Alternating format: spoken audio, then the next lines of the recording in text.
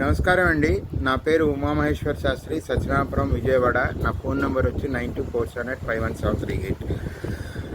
నేను ఏ రాజకీయ పార్టీకి చెందిన వ్యక్తిని, సామాన్య బ్రాహ్మణుడిని, పొట్టదిప్పుల కోసం సాఫ్ట్వేర్ ఉద్యోగం చేసుకుంటూ సంసారాన్ని వెళ్లదీస్తున్న వ్యక్తిని.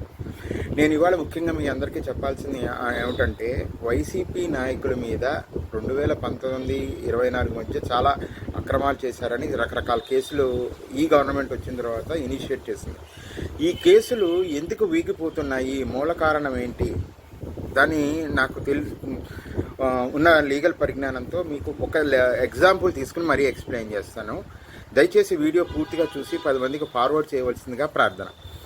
ఇప్పుడు మనందరికీ తెలిసింది ఏంటంటే, RRR గారిని 2019-24 మధ్య కస్టోడియల్ టార్చర్ కేసు ఉంది. ఈ కస్టోడియల్ టార్చర్ కేసులో ప్రస్తుతానికి ఆయన సునీల్ నాయక్ గారిని ఐజీగా వర్క్ చేస్తున్న బీహార్ ప్రభుత్వంలో ఆయన అరెస్ట్ చేయడానికి వెళ్ళారు. అరెస్ట్ చూపించారు. అక్కడ పీటీ వారెంట్ వేసి ఆంధ్రాకి తరలించాలనుకుంటే అక్కడ లోయర్ కోర్టు రిజెక్ట్ చేసింది. అసలు ఇక్కడ ఒక పోలీస్ కేసు పెడితే 3 కాంపనెంట్స్ ఉంటాయండి. ఒకటి, ఆ కేసుని డిఫరెంట్ సెక్షన్స్ కింద రిజిస్టర్ చేస్తారు. ఈచ్ సెక్షన్స్కి డిఫరెంట్ ఎవిడెన్సెస్ కలెక్ట్ చేయాలి. ఈ ప్రాసెస్ అంతా కూడా పోలీస్ డిపార్ట్మెంట్ పనిచేస్తుంది. అంతవరకే వాళ్ళ జాబ్. సెక్షన్లు, ఎవిడెన్సెస్ అవి కరెక్ట్గా ఉన్నాయా లేదా అని ప్రాసిక్యూషన్ డిపార్ట్మెంట్ చూడాలి. ప్రాసిక్యూషన్ డిపార్ట్మెంట్ వారంటే వాళ్ళు పోలీస్ డిపార్ట్మెంట్ తరఫున కోర్టులో వాదిస్తారన్నమాట. అంటే బాధితుల తరఫున వాదిస్తారు. ఈ ప్రాసిక్యూషన్ డిపార్ట్మెంట్లో ఈ రఘురామకృష్ణరాజు గారి కేసును చూస్తోంది deputy director prosecutions Rajendra Prasad గారు, వీరగంధం ఆయన ఇంటి పేరు. ఈయన 30 years ఇన్ ఇండస్ట్రీ. ఇంకొక ప్రమోషన్ వస్తే స్టేట్ లెవెల్ ఆఫీసర్ అయిపోతాడు. స్టేట్ ప్రాసిక్యూషన్ డిపార్ట్మెంట్ మొత్తానికి హెడ్ అవుతాడు ఆయన. ఈయన జాయింట్ డైరెక్టర్ ఆఫ్ ప్రాసిక్యూషన్స్. ఈయన్ని సుమారు 2014-19 మధ్య ఏసీబీ కేసులో రెడ్ హ్యాండెడ్గా పట్టుకుని జైలు శిక్ష కూడా అనుభవించినవాడు. ఈయన మనవాడే కదా అని అర్థం చేసుకోండి. పాపం తెలుగుదేశం గవర్నమెంట్ నారా చంద్రబాబు నాయుడు గారు ఆ కేసు నుంచి బయటపడేసించారు. సరే, అలాంటి వ్యక్తి 30 years నుంచి ప్రభుత్వ సొమ్ముని జీతంగా తీసుకుంటూ తన కష్టాల్లో ఉన్నప్పుడు బయటపడేసిన టీడీపీ ప్రభుత్వం వల్ల ప్రభుత్వానికి అందులో హై ప్రొఫైల్ కేసు అయినటువంటి రఘురామకృష్ణరాజు గారి కేసుని ఎంత జాగ్రత్తగా హ్యాండిల్ చేయాలండి. ఆయనకి మంచి లీగల్ నాలెడ్జ్ ఉంది, శక్తి సామర్థ్యాలు ఉన్నాయి, చక్కగా 30 years ఇండస్ట్రీ అయినా, అంటే ప్రాసిక్యూషన్ డిపార్ట్మెంట్లో నెలకి నాకు తెలిసి ఒక 2 లక్షల దాకా వస్తుందేమో, సబ్జెక్టెడ్ టు కరెక్షన్స్. మరి ఇంత చేస్తున్నప్పుడు ఆయన చిన్న బేసిక్స్ లీగల్ ఫార్మాలిటీస్ మర్చిపోవడం ఏంటండి. ఆయన ఈ రఘురామకృష్ణరాజు గారి కేసులో పోలీసులు, ప్రాసిక్యూషన్ డిపార్ట్మెంట్ వారు కలిసి పనిచేయకపోతే అటువంటి సునీల్ నాయక్ అనే ఐజీ ర్యాంక్ ఆఫీసర్ని అరెస్ట్ చేయడం కుదురుతుందా? ఎంత హోంవర్క్ జాగ్రత్తగా చేయాలి, ఎటువంటి ప్రాసెస్లు ఫాలో అవ్వాలి, అవేమీ లేవా? అంత నిర్లక్ష్యమా? అంత నిర్లక్ష్యంగా ఇలాంటి వాళ్ళు ఇంత నిర్లక్ష్యంగా ప్రవర్తిస్తుంటే వైసీపీ నాయకులు కేసుల నుంచి బెయిల్ వచ్చేసి బయటకు ఎందుకు రావట్లేదు, వాళ్ళకి జైలు పడట్లేదని నాలాంటి వాళ్ళు సామాన్య ప్రజానికం అనుకుని న్యాయస్థానాలను నిందిస్తున్నాం. న్యాయస్థానం ఎప్పుడన్నా ప్రెస్ మీట్ పెట్టి చెప్పగలిగిందా? చెప్పలేదు కదా. కానీ మనం తిట్టేస్తాం దాన్ని. ఇక్కడ జరిగేది ఏంటంటే, పోలీసు వారు కొన్ని సందర్భాల్లో కావాల్సిన ఎవిడెన్స్లు సేకరించరు. వాళ్ళు సేకరించిన ప్రాసిక్యూషన్ డిపార్ట్మెంట్ వారు దాన్ని క్షుణ్ణంగా అధ్యయనం చేసి ఒక క్రిమినల్ కేసుని వాదించడానికి చట్టబద్ధంగా ఒక ప్రొసీజరు, ప్రాసెస్ ఉంటుంది. దాన్ని కరెక్ట్గా ప్రజెంట్ చేయరు జడ్జి గారి ముందు. ఎప్పుడైతే ఆ ప్రాసెస్, ఆ ప్రొసీజర్స్, ఎవిడెన్సెస్ సరిగా లేవో జడ్జి గారు ఆటోమేటిక్గా కేసును కొట్టేయడమో, దాంట్లో లేకపోతే అవతల వాళ్ళకి రిలీఫ్ ఇవ్వడమో జరుగుతుంది. ఇది మనకు తెలియక మనం ఊరికే చివరిలో ఉన్నటువంటి జడ్జి స్టేట్మెంట్నే మనం పరిగణలోకి తీసుకుంటాం. సరే, ఇప్పుడు ఈ కేసులోకి వద్దాం. అరెస్టు వారెంట్ లేకుండా ఐజీ స్థాయిన అధికారిని అరెస్ట్ చేయడానికి వెళ్ళామేంటండి? అది కూడా అక్కడ పీటీ వారెంట్ వేస్తే, అక్కడ లోకల్ కోర్టు బీహార్లో అరెస్ట్ వారెంట్ ఏదని అడిగితే లీగల్ ప్రాసెస్ సరిగా లేదని వాళ్ళు పెండింగ్లో పెడితే, ఇంకా నయం కొట్టేలేదు, పెడితే ఇంకా వాళ్ళకి కొంచెం మన వాళ్ళకి అవకాశం ఇచ్చారు. ఇక్కడికి వచ్చి ఆయన గుంటూరులో అరెస్ట్ వారెంట్ కోసం వీరగంధం రాజేంద్ర ప్రసాద్ గారు కేసు వేస్తే అసలు నాకు అర్థం కాని విషయం, అరెస్ట్ చూపించేసిన తర్వాత అరెస్ట్ వారెంట్ కావాలని పిటిషన్ ఫైల్ చేయడం ఏంటండి? ఇది లీగలీ వ్యాలిడేనా? అసలు ఏంటి నీ తప్పులు? కోర్టు ఆ పాయింట్ రైజ్ చేసిన తర్వాత, అరెస్ట్ అయిపోయిన తర్వాత, అరెస్ట్ వారెంట్ కోసం వస్తానని నేను పాయింట్ రైజ్ చేసిన తర్వాత అప్పుడు కేసు విత్డ్రా చేసుకుంది. ఇప్పుడు నెక్స్ట్ హైకోర్టుకి వెళ్ళారు. హైకోర్టుకి వెళ్తే అక్కడ పిపి గారు, లక్ష్మీనారాయణ గారు, సిద్ధార్థ లోద్రా గారు, వారి ఫ్యామిలీ మెంబర్స్, ఏమంటే ప్రతిదానికి ఢిల్లీ నుంచి సిద్ధార్థ లోద్రా గారు హైదరాబాద్ రావాల్సిందేనా? హైకోర్టు పనులు ఆయనే చూడాలి, సుప్రీంకోర్టు పనులు ఆయనే చూడాలా? మరి ఆయన చూస్తున్నందుకు ఆయన కోట్ల ఫీజు అడుగుతాడు. మరి ఇవ్వాల్సిందే కదా గవర్నమెంట్.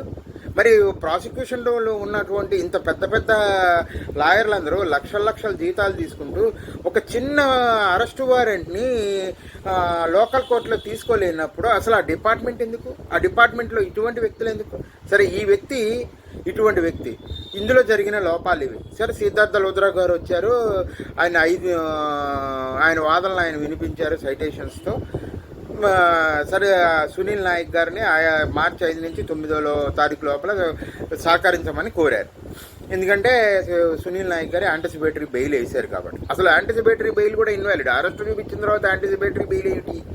సరే, ఏదో జరిగిందా హైకోర్టులో, అది అలా ఆపుదాం. ఇప్పుడు ఈ వీరకందన్న రాజేంద్ర ప్రసాద్ గారి గురించి చెప్తున్నా.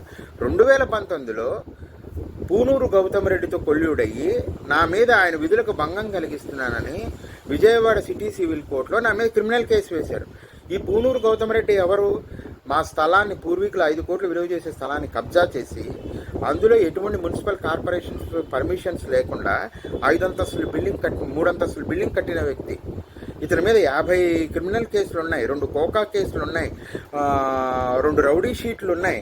అండ్ మోర్ ఓవర్ ఏంటంటే, మనం ప్రీతమ ముఖ్యమంత్రి గారు చంద్రబాబు నాయుడు గారిని ఫైబర్ నెట్ కేసులో 30 తిప్పలు పెట్టిన వ్యక్తి. ఇతనితో ఇప్పుడు ప్రాసిక్యూషన్ డిపార్ట్మెంట్ జాయింట్ డైరెక్టర్గా ఉన్నటువంటి రాజేంద్ర ప్రసాద్ కొల్లుడయ్యి నా మీద క్రిమినల్ కేసు పెట్టారు. సో అది ఎప్పుడండి? 2019 ఆ గవర్నమెంట్ వచ్చిన తర్వాత. సో అది ఇప్పుడు ట్రయల్కి వచ్చింది. ఈ ట్రయల్లో ఇప్పుడు ఆయన ఎవిడెన్సెస్ ఏమైనా ఉంటే చూపించవని, విధులకు ఏ విధంగా భంగం కలిగిందో న్యాయస్థానం అడిగితే, నేను పెద్దవాళ్ళకి రాసినటువంటి మెయిల్స్ని ఆయన ఎవిడెన్స్గా చూపిస్తాడు. ఎప్పుడైతే ఆయన నా మీద ఇది చేస్తున్నాడో, ఒక కుట్ర పన్నుతున్నాడని తెలిసి నేను ఆ విషయాలన్నింటినీ 35 మందికి, ప్రెసిడెంట్ ఆఫ్ ఇండియా నుంచి డైరెక్టర్ ఆఫ్ ప్రాసిక్యూషన్స్ వరకు అందరికీ మెయిల్స్ పెట్టా, వీటి ఎవిడెన్సెస్ పెడితే ఆ మెయిల్ పెట్టిన నెలలకి ఆయనకు కంప్లైంట్ ఇచ్చారండి. ఒకవేళ నేను ఆయన ఇబ్బంది కలిగిస్తే, ఆయన ఎంఎస్డే కోర్టులో ఉంటాడు, అంటే సిటీ టాప్ కోర్టు, అక్కడ ఎప్పుడు ఒక 4 పోలీసు అధికారులు ఉంటారు. ఒకవేళ నేను ఆయనకి ఇబ్బంది కలిగిస్తే ఆ రోజునే, ఆ క్షణంలోనే పోలీసులు నన్ను ఎత్తేస్తారు కదా. అది కూడా కోర్టు కాంప్లెక్స్లో. ఎందుకు ఎత్తేయలేదు? నెలల తర్వాత నువ్వు కంప్లైంట్ ఇచ్చావు అంటేనే అది ఫాల్స్ కేసు కింద అర్థమవుతుంది కదా. పోనీ ఎవిడెన్సెస్ ఏమైనా కరెక్ట్గా ప్రొవైడ్ చేసావా? సీసీటీవీ ఫుటేజ్, టెక్నికల్ ఎవిడెన్సెస్ ఏమీ లేదు. ఒక ఫాల్స్ కేసు పెట్టి నాకు టైము, ఎనర్జీ, మనీ, మానసిక బాధలు ఇవన్నీ క్రియేట్ చేస్తున్నా. అంటే ఒక విధమైన హెరాస్ చేయాలి. నేను హెరాస్మెంట్కి లొంగిపోయి గౌతమ్ రెడ్డికి కాంప్రమైజ్ అయితే ఈయన ఇక్కడ కేసు విత్డ్రా చేసుకుంటాడేమో. అంటే ఇప్పుడు చూడండి, తెలుగుదేశం గవర్నమెంట్లో అన్ని లాభాలు పొంది వైసీపీ వ్యక్తికి ఉపకారం చేస్తున్న వ్యక్తిని ఎంతవరకు క్షమించాలి? అందులో ఇప్పుడు టీడీపీ గవర్నమెంట్లో ప్రాసిక్యూషన్స్ జాయింట్ డైరెక్టర్గా ఉండి ఇంత చిన్న అరెస్ట్ వారెంట్ విషయంలో ఇంత అల్లకల్లోనం సృష్టించిన వ్యక్తిని ప్రాసిక్యూషన్ డిపార్ట్మెంట్ ఏమి చర్యలు తీసుకునే పరిస్థితిలో లేదా? ఏంటి, ఆయన ఏమైనా గొప్ప వ్యక్తి? ఆయన లేకపోతే అసలు ప్రాసిక్యూషన్ డిపార్ట్మెంట్ నడవదా? అసలు ప్రాసిక్యూషన్ డిపార్ట్మెంట్లో ఉండి, ఇక్కడే ఉండి, విజయవాడలో ఉండి ఆయన నా మీద కేసు నడుస్తుంటే నాకు న్యాయం ఎక్కడ జరుగుతుందండి? అండ్ రెండోది, ఆయన ఎవిడెన్సెస్ కింద ఎలక్ట్రానిక్ ఎవిడెన్సెస్ యాక్ట్ ప్రకారం మన ఈమెయిల్స్ కానీ, ఇన్స్టాగ్రామ్ కానీ, వాట్సాప్ పోస్టులు కానీ పెట్టచ్చు. ప్రొవైడెడ్ 60B సర్టిఫికేట్ అనేది ఇవ్వాలి. నాకు లీగల్ నాలెడ్జ్ బాగా వచ్చేసిందండి అందరితో పోరాడడం వలన. 65B ఆ సర్టిఫికేట్ లేకుండా జడ్జి గారిని బుల్డోజ్ చేస్తాడు, ఈయన ప్రభావితం చేస్తాడు. ఆవిడ ఆర్డర్ రిలీజ్ చేసేసింది, క్రిమినల్ పిటిషన్ ఆర్డరు, ఈ ఎవిడెన్సెస్ ఈమెయిల్ ఎవిడెన్సెస్ని యాక్సెప్ట్ చేస్తుంది. అసలు ఆయన వేసినటువంటి సెక్షన్కి ఈ ఈమెయిల్ అనేది ఇంగ్రీడియంటే కాదు, కానీ అసలు ఇది యాక్సెప్ట్ చేయడం, దానికి 60B సర్టిఫికేట్ కూడా లేకుండా యాక్సెప్ట్ చేయడం అంటే ఎంత చట్ట వ్యతిరేక పనులు జరుగుతున్నాయి. అంటే దీన్ని బట్టి మీకు అర్థం ఏమవుతుంది? రాజేంద్ర ప్రసాద్ గారు తన పర్సనల్ గోల్స్ని అచీవ్ చేయడం కోసం కోర్టులను ప్రభావితం చేస్తారు, డిపార్ట్మెంట్లను ప్రభావితం చేస్తారు, తనకున్నటువంటి శక్తి సామర్థ్యాలు, లీగల్ నాలెడ్జ్ని, 30 ఇయర్స్ ఇండస్ట్రీని వాడతారు. కానీ ఎక్కడి నుంచి అయితే జీతం తీసుకుంటూ ఎవరైతే తన ఆపదల్లో కాపాడారో టీడీపీ గవర్నమెంట్కి మంచి చేకూర్చాలని అక్కడ కాన్సన్ట్రేట్ చేయలేదు. అదే రఘురామకృష్ణరాజు కేసు. ఏమండి, నేను అందరినీ విజ్ఞప్తి చేస్తున్నా, డిపార్ట్మెంట్ని, గవర్నమెంట్ని, ఒక ఎంక్వైరీ వేయండి సార్. ఇందులో తప్పులు జరిగినవి ఏంటి? ఒక చోట కరెక్షన్స్ జరగాలి, లేకపోతే ఇది అలవాటు అయిపోతుంది అందరికీ. లక్షల కోట్ల జీతాలు ప్రాసిక్యూషన్స్ వారికి ఎందుకు ఇవ్వాలి? ఇది ట్యాక్స్ పేయర్స్ మనీ. వాళ్ళేమో పర్సనల్గా జీతాలేమో టీడీపీ గవర్నమెంట్ తీసుకుంటున్నారు, టీడీపీ మనుషుల కింద. పనేమో ఆపోజిట్ పార్టీలకి, వైసీపీ నాయకులకి చేస్తున్నారు. వాళ్ళు పర్సనల్ గోల్స్ అచీవ్ చేస్తున్నారు, కానీ గవర్నమెంట్ గోల్స్ మాత్రం అచీవ్ చేయట్లా. దీని మీద ఒక రిపోర్ట్ చేయండి. నేను ఈ అబద్ధం చెప్పానని మీరు కనుక నమ్మితే నన్ను సెక్రటేరియట్ మీద ఉరి తీయచ్చు. ఏ గవర్నమెంట్, సెంట్రల్ గవర్నమెంట్ అయినా, స్టేట్ గవర్నమెంట్ అయినా నాకు ఎటువంటి శిక్ష వేసినా నాకు అభ్యంతరం లేదు. నేను అంత కాన్ఫిడెంట్గా చెప్తున్నాను. నేను అబద్ధాలు చెప్పను, నాకు అవసరం లేదు. నా జీవితానికి సరిపడేటటువంటి సుఖాలు నేను అనుభవించాను. ఇప్పుడు అనవసరమైనటువంటి బాధలు అనుభవిస్తున్నాను. నా పేరు ఉమామహేశ్వర్ శాస్త్రి, సత్యనాపురం, విజయవాడ. మీ అందరికీ నమస్కారం. Thank you very much.